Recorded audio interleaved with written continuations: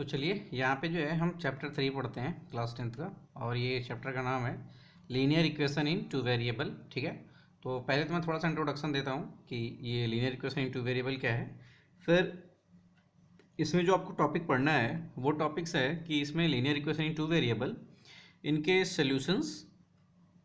ठीक है, तो इनके सॉल्यूशंस के दो मेथड हैं, एक नॉर्मल मेथड है और एक ग्राफिकल मेथड है। और इसके बाद कुछ कंडीशंस वाले क्वेश्चंस हैं। ठीक है, और इस पूरे चैप्टर में वर्ड प्रॉब्लम्स भी होंगे जो आपने 8th में पढ़ा होगा चैप्टर 2। और वर्ड प्रॉब्लम जो एज से रिलेटेड होता था या फिर नंबर से रिलेटेड या एज वाले क्वेश्चंस, ये सारी चीज़ें इसमें आपको देखने को मिलेंगे। ठीक है, तो चलिए वन बाय वन करके सारी चीज़ों को देखते हैं। जैसा कि इसमें कह रखा है लीनियर इक्वेशन, तो लीनियर इक्वेशन का मतलब क्या होता है? लीनियर इक्वेशन का मतलब ये होता है कि डिग्री ऑफ वेरिएबल जो यूज़ होता है, जो भी वेरिएबल यूज़ होगा या जो उसकी पावर होगी वो क्या होगा? हमेशा 1 होगा, 1 से ज़्यादा नहीं हो सकता। ठीक है, अभी आपको एग्जांपल दूंगा तो समझ में आएगा। जैसे कि x प्लस वाई बराबर 5, इसमें देखिए आप, यहाँ पे एक लीनियर इक्वेशन भी है और ये दो वेरिएबल में है। ठीक है, अगर मैं सिंगल वेरिएबल में कहूँ तो ये x प्लस 5 बराबर 0, ये सिंगल वेरिएबल में है, इसमें सिर्फ एक ही वेरिएबल है। लेकिन यहाँ पे देखिए अब दो वेरिएबल है। ठीक है, और यहाँ पे कोएफिशिएंट है, तो अगर मैं कुछ और लिखूँ 2x प्लस 3y बराबर 5, ये भी इक्वेशन है और इसमें देखिए डिग्री 1 है दोनों की और दो वेरिएबल है। तो पूरे चैप्टर में हमें कुछ इसी तरीके से दो वेरिएबल में इक्वेशन देखने को मिलेगी। इस पूरे को ही कहते हैं लीनियर इक्वेशन। ठीक है, इन टू वेरिएबल। अब जो चैप्टर का नाम है वो है पेयर ऑफ लीनियर इक्वेशन। अब ध्यान से देखो, पेयर ऑफ लीनियर इक्वेशन है। पेयर ऑफ लीनियर इक्वेशन का मतलब क्या है कि ऐसे ही हमारे पास दो इक्वेशंस होंगी अलग अलग। ठीक है, और उनको हमें डील करना है। तो सबसे पहले देख लेते हैं, अगर आपको 9th की बातें थोड़ी सी याद हों तो आपको बताया गया था कि एक जो linear equation in two variable होता है वो क्या रिप्रेजेंट करता है? एक स्ट्रेट लाइन को रिप्रेजेंट करता है। एक सिंगल इक्वेशन जो है एक स्ट्रेट लाइन को रिप्रेजेंट करता है। जैसे कि अगर मैं एक इक्वेशन लिखूं, यहाँ पे x दे दिया, y दे दिया, कि x प्लस वाई बराबर 5।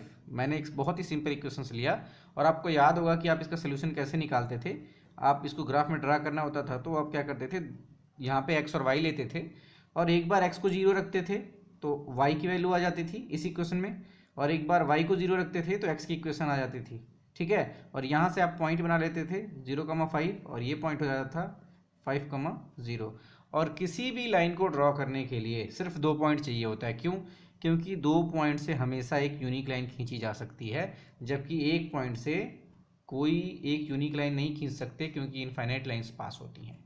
तो जब हम इसको यहाँ पे शो करते थे तो कुछ इस तरीके से होता था हमारा 5,0 और 0,5। और ध्यान से देखो आप, तो ये क्या होता था? एक लाइन, स्ट्रेट लाइन इसमें। तो जो एक इक्वेशन है, जो linear equation in two variable, जो सिंगल इक्वेशन है वो एक लाइन को रिप्रेजेंट करती है और एक लाइन पे बहुत सारे पॉइंट्स होते हैं। ठीक है, उसी तरीके से अगर हमारे पास दो लाइंस हों, अगर हमारे पास दो लाइन हो केवल, इसका नाम दे दिया L1 और इसका नाम दे दिया L2, तो ये पूरे ग्राफ में कितने तरीके से बैठ सकती हैं या फिर कितने तरीके से ड्रॉ की जा सकती हैं? तो सिंपल सी बात है, दो लाइनों को अगर हम रफली ड्रॉ करें तो दो लाइनें या तो एक दूसरे को इंटरसेक्ट कर सकती हैं, मतलब दो लाइनें एक दूसरे को सिर्फ एक ही जगह यहाँ पे इंटरसेक्ट कर सकती हैं, या फिर दोनों लाइनें एक दूसरे को पैरेलल हो सकती हैं, या फिर एक के ऊपर एक लाइन हो सकती है, L1 L2 और ये L1 और L2 इसी के ऊपर है जो पूरा का पूरा ओवरलैप हो रहा है। तो ये तीनों पोजीशंस हैं। तो इस पूरे चैप्टर में जो भी आपको है, तो यहाँ पे देखेंगे तो आपको कोई भी ऐसा पॉइंट नहीं मिलेगा जो इस पे भी हो और इस पे भी हो। जैसे अगर मैं कहूँ कि कोई पॉइंट यहाँ पे है और इसकी वैल्यू 3,2 है, तो क्या वो पॉइंट यहाँ पे भी होगा? ऐसा नहीं है। क्यों? क्योंकि जो कॉमन पॉइंट होता है ना, वो पॉइंट इसमें भी रखने पे सेटिस्फाई करेगा और इसमें पे भी रखने पे भी सेटिस्फाई करेगा। तो इस पूरे चैप्टर का जो गोल है ना, वो कॉमन पॉइंट निकालना है, और इसी कॉमन पॉइंट को इसका सोल्यूशन कहते हैं।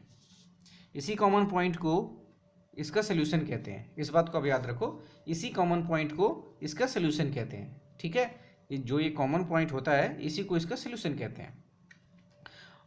इन दोनों में कोई कॉमन पॉइंट नहीं होता है, तो इसलिए यहाँ पे कोई भी सोल्यूशन नहीं मिलता है। ठीक है, और ये क्या चीज़ है, ये ओवरलैपिंग है, तो यहाँ पे सारे ही पॉइंट कॉमन मिलेंगे। ठीक है, सोल्यूशन का मतलब क्या होता है, वो कॉमन पॉइंट जो दोनों को सेटिस्फाई करे, सिंपल सी बात है।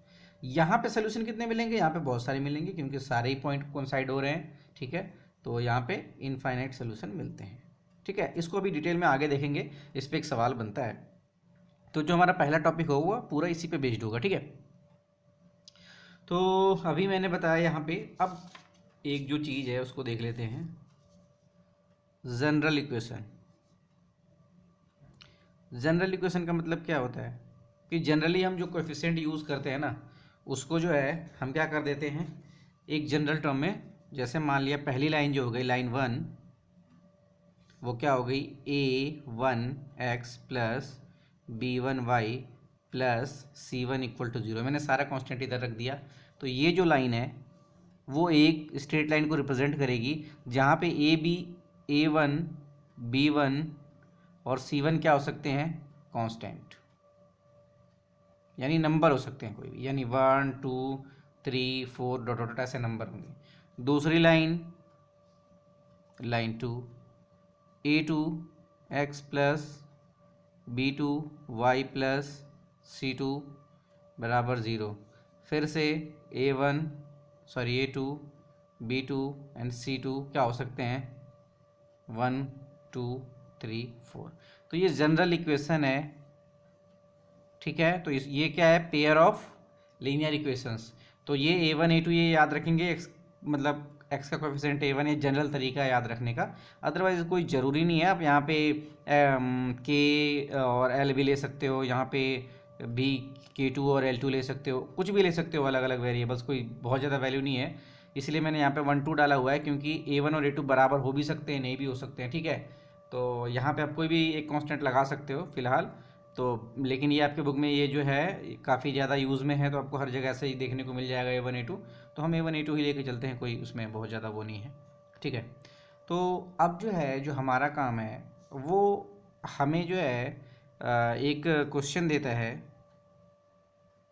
एक क्वेश्चन क्या देता है, क्वेश्चन देता है कि पता लगाना होता है कि हमें tell whether given pair of lines are, क्या क्या पता लगाना होता है, क्या वो इंटरसेक्ट कर रही हैं, जैसा कि पीछे दिखाया था, क्या वो इंटरसेक्टिंग है, मतलब कहीं कट कर रही हैं एक दूसरे को, क्या वो पैरेलल हैं, या फिर क्या वो कोइंसाइड हो रही हैं। ये दोनों लाइनें एक के ऊपर एक हैं, मतलब कुछ ऐसी हैं एक के ऊपर एक, L1 L2 यहीं पे है, दोनों कोइंसाइड हो रही हैं। ठीक है, तो ये तीन चीज़ें हमें देखनी है।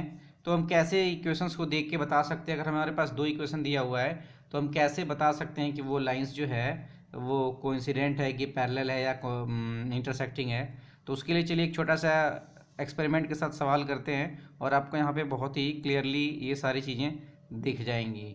ठीक है, तो चलिए मैं जो है पहला इंटरसेक्टिंग या फिर सारे केसेस ले लेता हूँ, आपको जितना आसानी से समझा सकता हूँ समझाने की कोशिश करता हूँ। 3x plus 2y equal to 6। ठीक है, एक तो लाइन मैंने ये ले ली, दूसरी लाइन ले ली x plus y equal to 5। ठीक है, मैंने दो लाइंस ले ली। अब इन दोनों लाइंस को मैं पहले ग्राफ पे ड्रॉ करूँगा। क्या करूँगा, ग्राफ पे ड्रॉ करूँगा, कोई बात नहीं।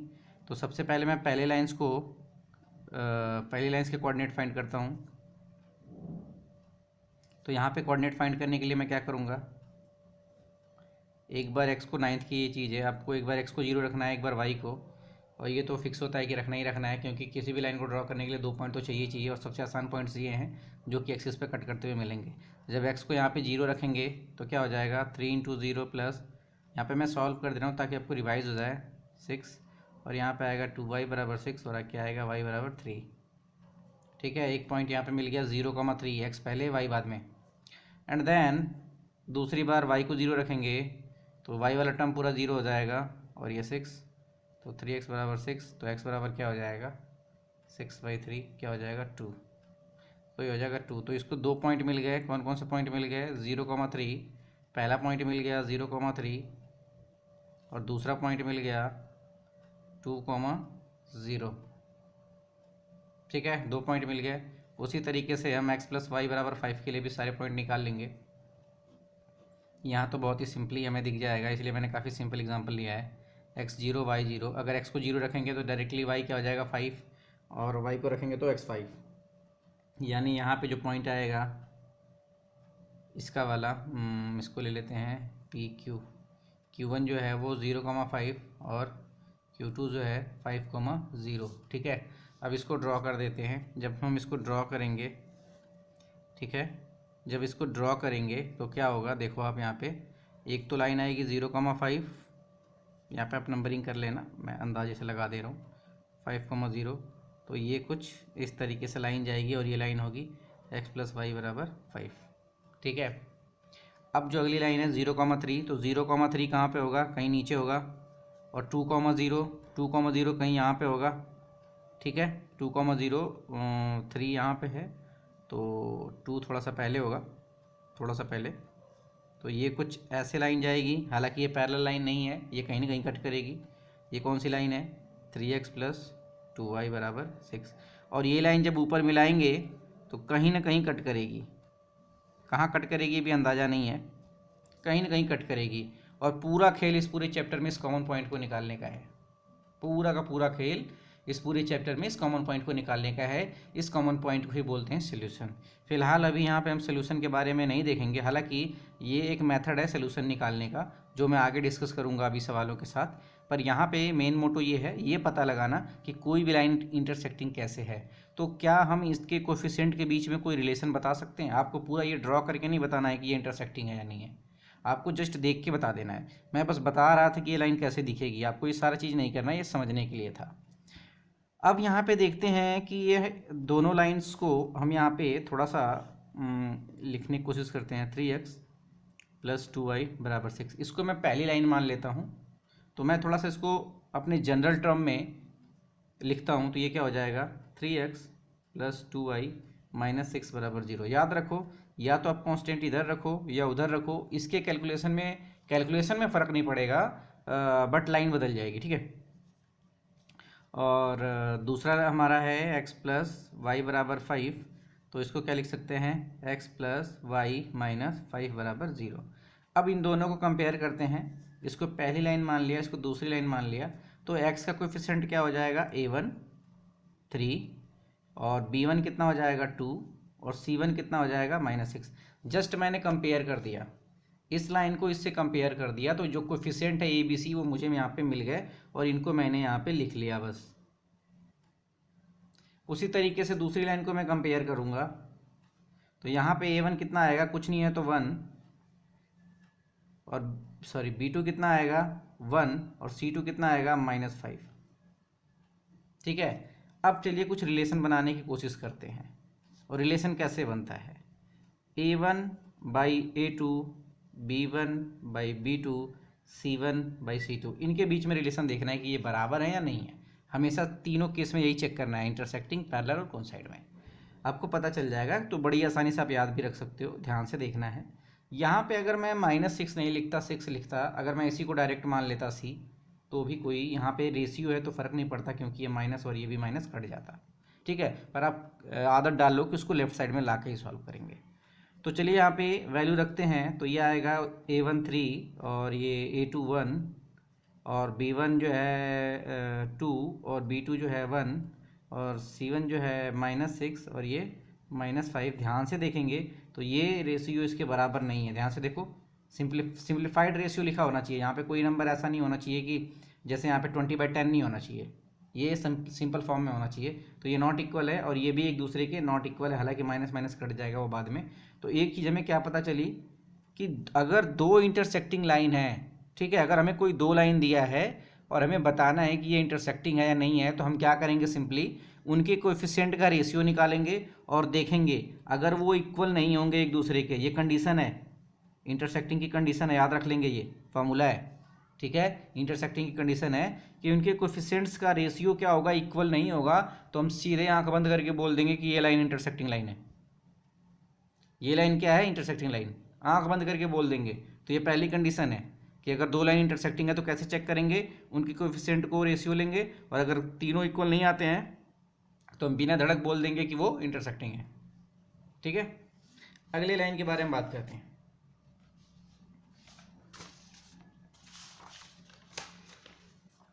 अगली लाइन के बारे में बात करते हैं। अगले एग्जांपल लेते हैं। मैंने ले लिया 3x प्लस 2y बराबर 6, और दूसरा मैंने ले लिया 6x प्लस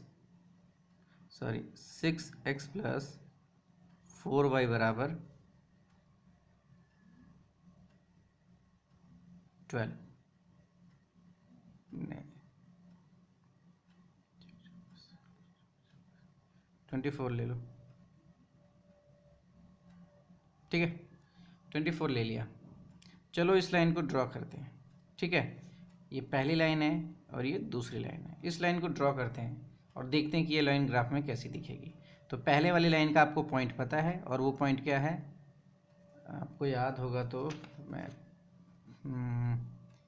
3 y बराबर 0,3 और 2,0, ये इसके पॉइंट्स आए थे पहले वाले के, पीछे आप देखोगे तो इसके निकालते हैं। ये इक्वेशन उतना ज़्यादा फिट नहीं दिख रही है मुझे, तो मैं क्या करता हूँ, इसको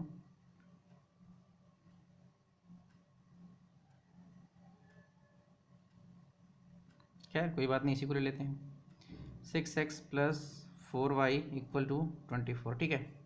और यहाँ पे x और y, और एक बार x को 0 और एक बार y को 0। तो जब x को 0 रखेंगे तो यहाँ पे मैं ओरली कर देता हूँ, x को 0 रखेंगे तो ये क्या हो जाएगा, पूरा टर्म 0, 4y बराबर इतना, तो ये कितना हो जाएगा 6, और इसको 0 रखेंगे तो ये कितना हो जाएगा 4। दो पॉइंट आ गए 0,6 और 4,0। तो अभी हम ग्राफ ड्रॉ कर लेते हैं। 1 2 3 4 5 6, 1 2 3 4 5 6, ठीक है। तो यहाँ पे क्या आ जाएगा 0,6, 0,6, 0,4, 4,0, सॉरी, ठीक है। तो ये हमारा कुछ ऐसे लाइन जाएगी, और ये लाइन क्या होगी, 6x प्लस 4y बराबर 24। अब इसको ड्रॉ करेंगे 0,3, तो 0,3 जस्ट आधा, 0,3 और ये 2,0, और ये ऐसे जाएगा। जब आप ग्राफ में ड्रा करोगे ना तो ये लाइन पैरेलल जाएगी। अब ध्यान से ड्रा करके देखना, ये लाइन पैरेलल जाएगी। तो यहाँ पे क्या हम कंडीशन पता कर सकते हैं पैरेलल लाइन की?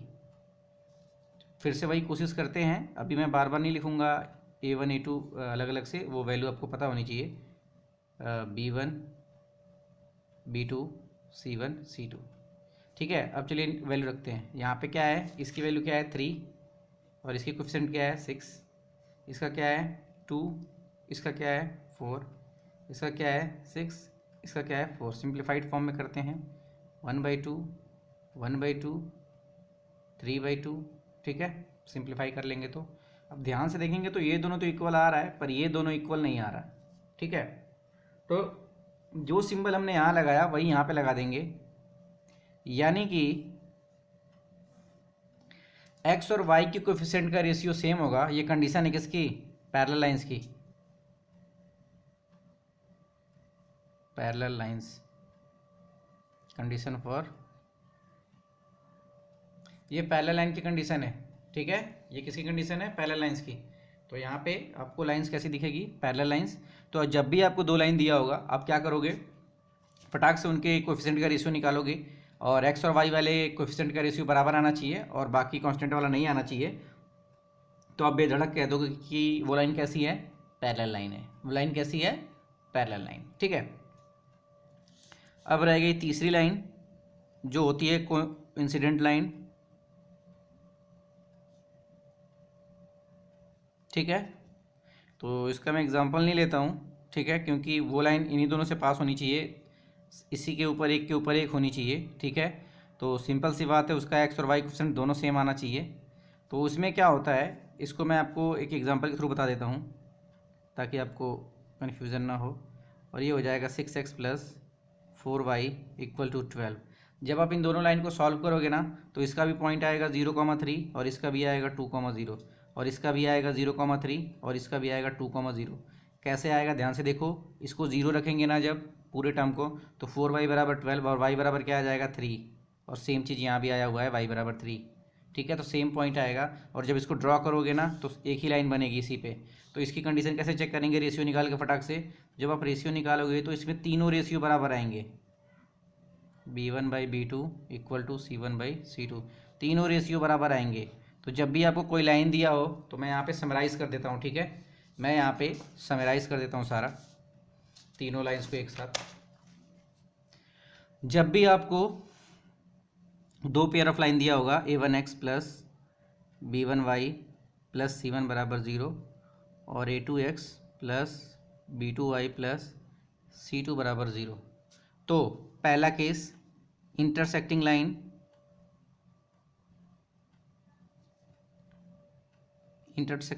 ये क्या हो जाएगा, a1/a2 ≠ b1/b2 ≠ c1/c2, ये कंडीशन है इसकी। दूसरा पैरेलल लाइन, ठीक है, ये क्या हो जाएगा, a1/a2 = b1/b2 ≠ c1/c2। ठीक है, पैरेलल लाइन। तीसरी बात है कोइंसिडेंट लाइन। ठीक है, इसमें क्या कंडीशन है, a1/a2 तीनों बराबर होंगे, b1/b2 = c1/c2। तो अभी मैं थोड़े से क्वेश्चंस भी कराऊंगा इस पर, तो बिल्कुल भी पैनिक ना करें। ठीक है, तो ये तीनों कंडीशन आपको याद रखना है, याद रखना भी बहुत ही आसान है। ठीक है, यहाँ पे तीनों बराबर नहीं होते, यहाँ पे दो बराबर होते हैं और यहाँ पे तीनों बराबर होते हैं, इस बात को याद रखेंगे। चलिए ठीक है, अभी आपको दो टर्म्स और देखने को मिलेंगे जो पूछेगा। क्या होगा, जैसे दिक्कत सी बात है, पेयर ऑफ लाइंस हो गई। तो पेयर ऑफ अगर लाइंस हैं तो उनकी पोजीशन क्या क्या होगी,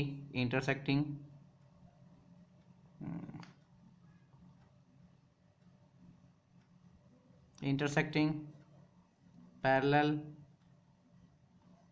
और कोइंसिडेंट।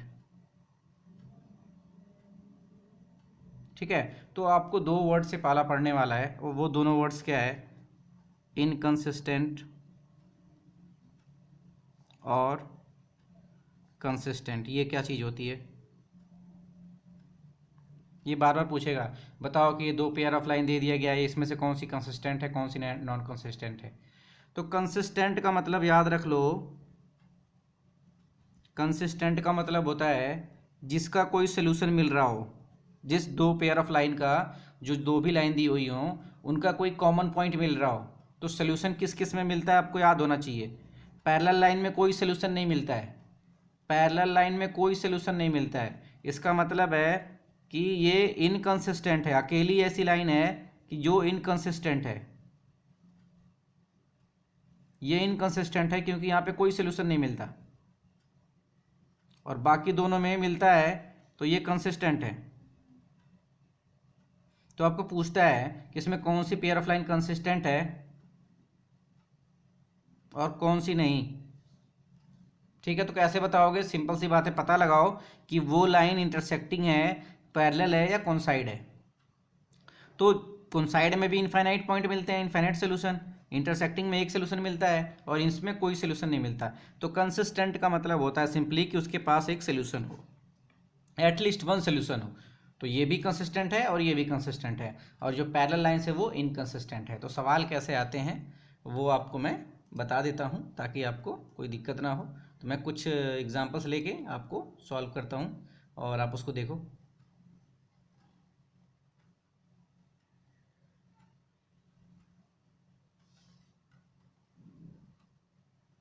जैसे अगर मैं यहाँ पे एक इक्वेशन ले लूँ,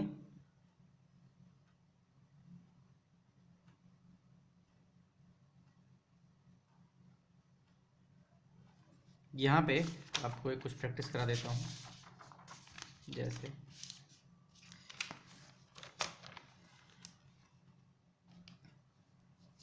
यहाँ पे मैं एग्जांपल लेता हूँ कि अगर कोई लाइन है x + y = 5 और कोई दूसरी लाइन है, मतलब पेयर ऑफ लाइन होनी चाहिए ना, 2x + 2y = 10।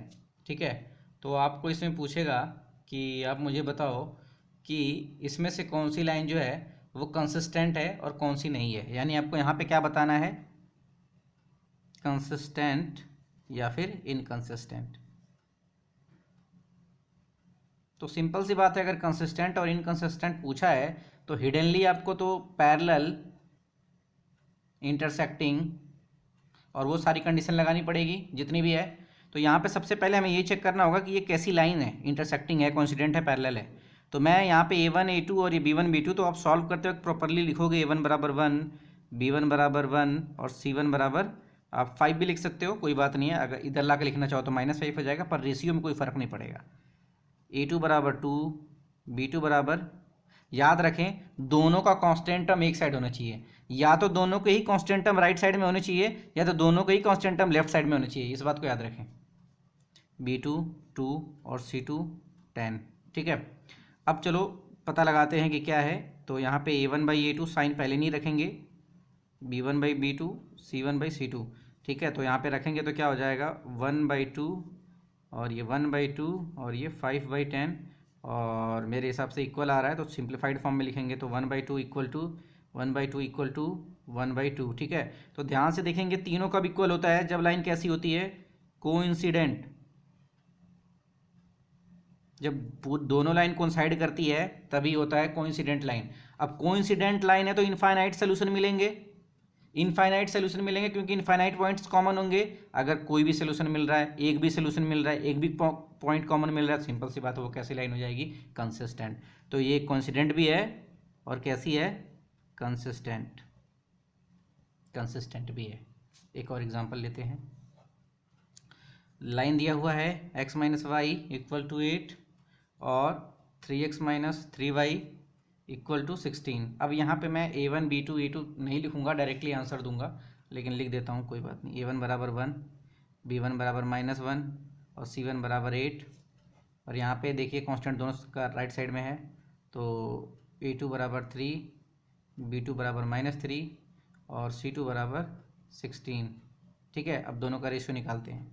तो यहाँ पे आएगा A1/A2, B1/B2 और C1/C2। रख के देखते हैं, 1/3, ठीक है, और -1/-3 और 8/16। फिर से ध्यान से देखेंगे तो 1/3, माइनस माइनस कट गया, 1/3 और ये 1/2। ये दोनों तो इक्वल हैं पर ये इक्वल नहीं है, यानी कि ये दोनों तो इक्वल हैं पर ये दोनों इक्वल नहीं है, ये कंडीशन है ना इसकी। तो यहाँ पे ये चेक करेंगे तो ये साइन बाद में लगाएंगे, यहाँ पे नॉट इक्वल है तो सिंपल सी बात है ये लिखेंगे जो हमारा कंडीशन है, A1/A2 = B1/B2 not equal to C1/C2। For किस लाइन के लिए होता है ये, पैरेलल लाइन। तो ये पैरेलल लाइन है, कैसी लाइन है, पैरेलल लाइन। ये दोनों लाइनें एक दूसरे के पैरेलल हैं, तो यानी कोई कहीं भी कट नहीं करेंगी, तो एक भी पॉइंट नहीं मिलेगा कॉमन। जब पॉइंट नहीं मिलेगा तो कोई सोल्यूशन नहीं मिलेगा, और जब सोल्यूशन नहीं मिलेगा तो इनकंसिस्टेंट हो जाएंगी। कैसी हो जाएंगी, इनकंसिस्टेंट, इनकंसिस्टेंट। याद रखें इनकंसिस्टेंट का मतलब होता है कि कोई सोल्यूशन नहीं मिल रहा है, और केवल पैरेलल लाइन्स ही इनकंसिस्टेंट होती हैं और कोई लाइन्स नहीं होती है। ठीक है, तो इस तरीके के आपको सवाल आएंगे तो उसमें आपको दो चीज़ें पूछ सकता है। पहले पूछ सकता है कि ये लाइन बताओ कैसी है, दूसरा पूछ सकता है कि ये बताओ कि ये कोइंसिडेंट है या फिर कैसी लाइन है। ठीक है, तो आप अकॉर्डिंग टू कंडीशन अब बता लोगे। ठीक है।